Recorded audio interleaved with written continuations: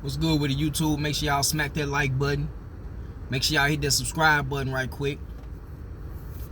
Fresh on the clock, getting it in. Shout out to all my hard-working Americans out there, my hard-working folk on the job right now at work. Get it in. Out here making these pennies, cause y'all know they ain't paying shit. But I was just sitting up here looking at the overview of the Colorado bus, man, and Coach Prime trying to build a dream team. He trying to build a dream team up there, man. For real, they look good, man. The only thing that that I would have to say, you know, being critical on him, whatever, he just got to get a linebacker. Get him a couple linebackers, but I think they already had linebackers. I can't think of one guy I'm thinking of right now, but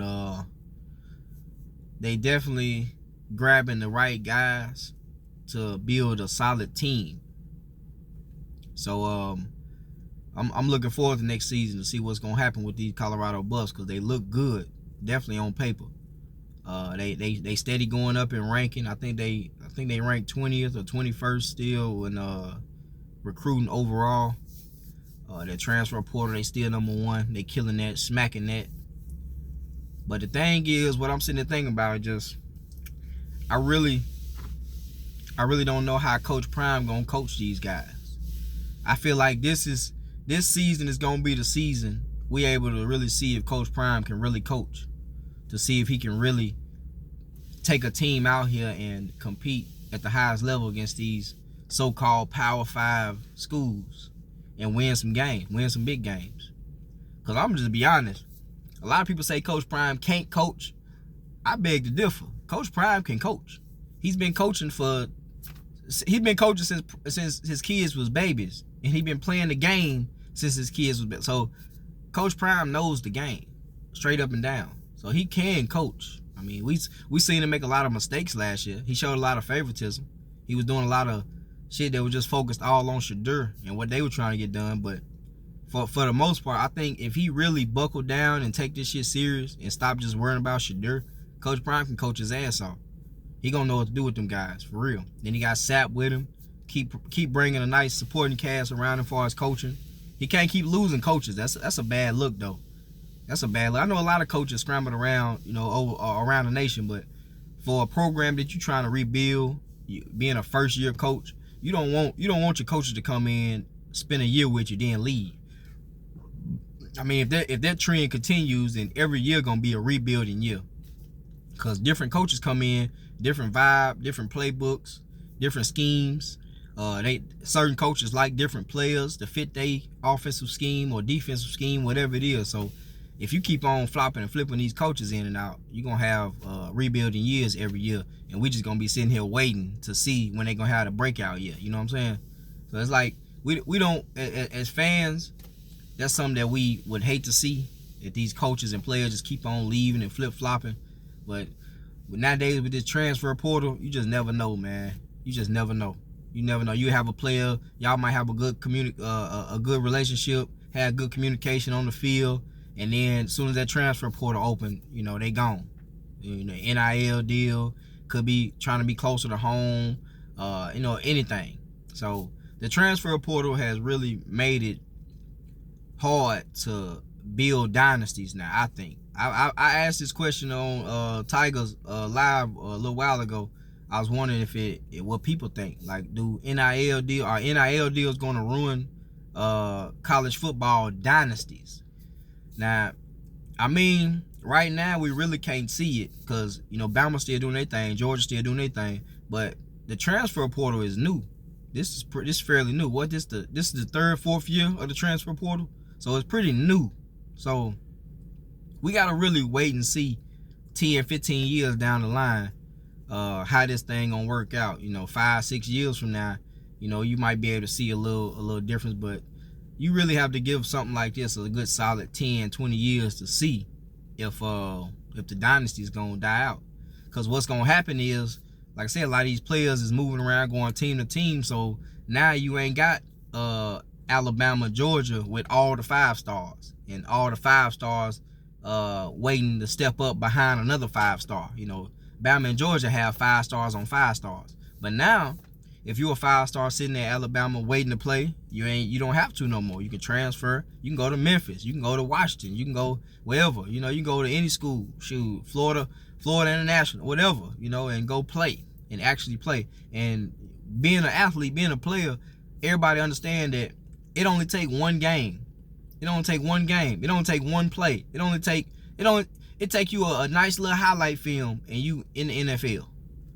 It might be one game that really stand out to scouts and shit from the NFL that make you stand out to them, and they'll give you a chance just based off these 1 or 2 games you had.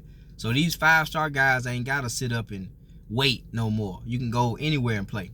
And just word to the wise to all my college athletes out there, it don't matter where you play.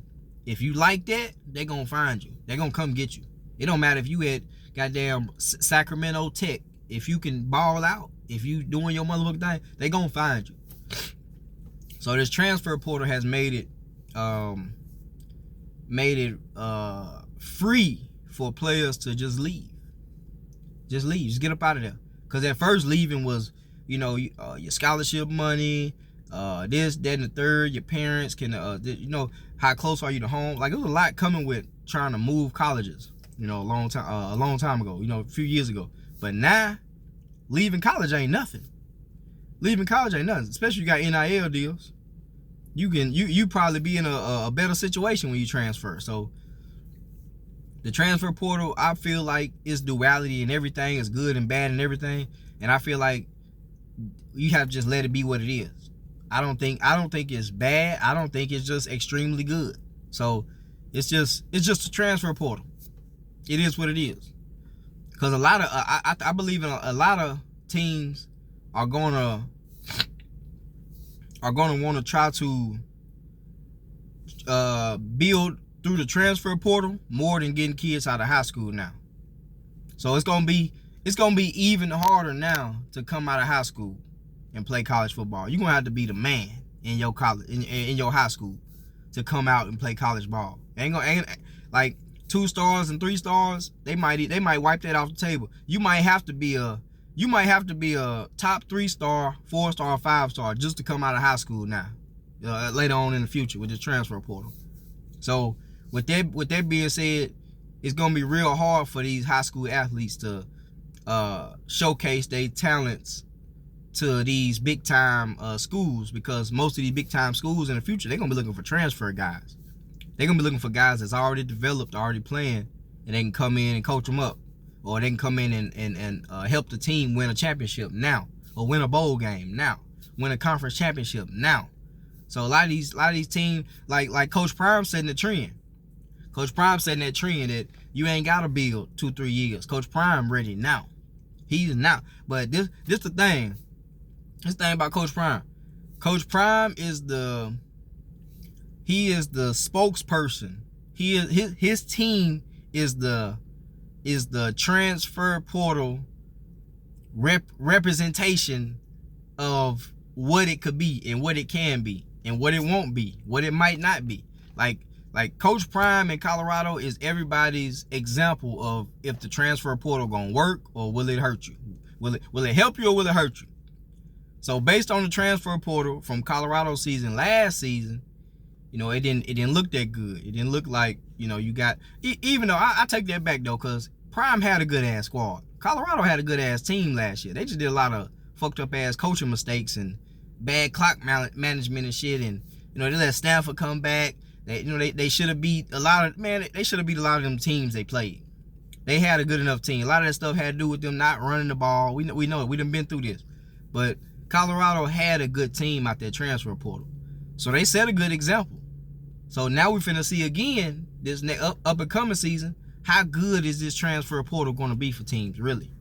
Are these guys really going to come in and be solid and help them win champions? Because if Colorado make it to that tournament next season, that 12-team tournament, that's going to be big. That's going to be big. And a whole lot more coaches and teams going to start leaning to that transfer portal. They finna start following the Prime way.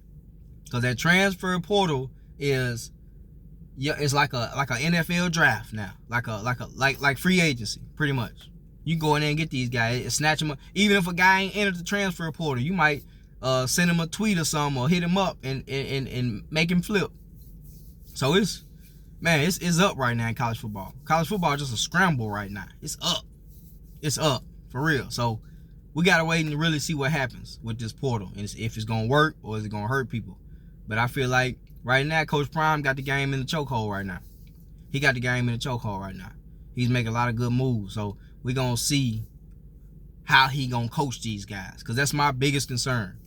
How is Coach Prime gonna coach this team? Is he gonna use the whole team, or is he just gonna set this all up for Shadur again? We gotta wait and see, man.